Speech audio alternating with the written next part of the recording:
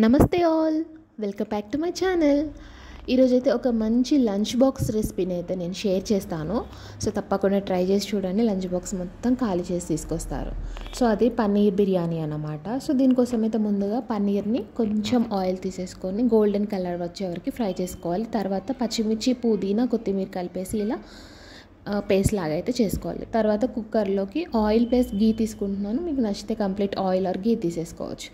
So oil heat అయిన తర్వాత ఈ మసాలా దినుసులు అన్నీ వేసేసుకొని ఫ్రై చేసుకోవాలి. ఇందులోకి కట్ చేసుకున్న ఆనియన్, క్యారెట్ అండ్ ఆలు. సో ఇంకా మీకు ఏమైనా నచ్చితే ఆ వెజిటేబుల్స్నైనా యాడ్ చేసుకోవచ్చు.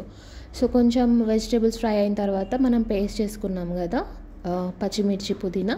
సో ఆ పేస్ట్ని కూడా వేసి ఆ పచ్చి వాసన పోయే వరకు ఫ్రై చేసుకోవాలి. తర్వాత అల్లం వెల్లుల్లి పేస్ట్, పసుపు, కారము, ఉప్పు, ధనియా powder and biryani masala add చేసేసి ఫ్రై చేయాలి. సో కారము ఇంకొంచెం ఎక్కువ కూడా యాడ్ చేసుకోవచ్చు. లైక్ పిల్లలు అదంతా చూసుకొని అడ్జస్ట్ చేసుకోండి. కారము and salt according to your taste.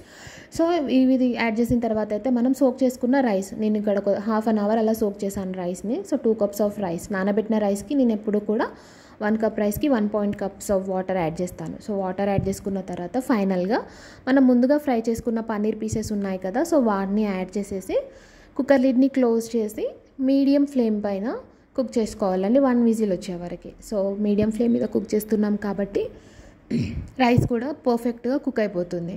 So చూడండి ఎంత బాగా వచ్చిందో. చాలా ఫ్లేవర్ఫుల్గా, టేస్టీగా, చాలా బాగుంటుంది. తప్పకుండా ఒకసారి ట్రై చేసి చూడండి.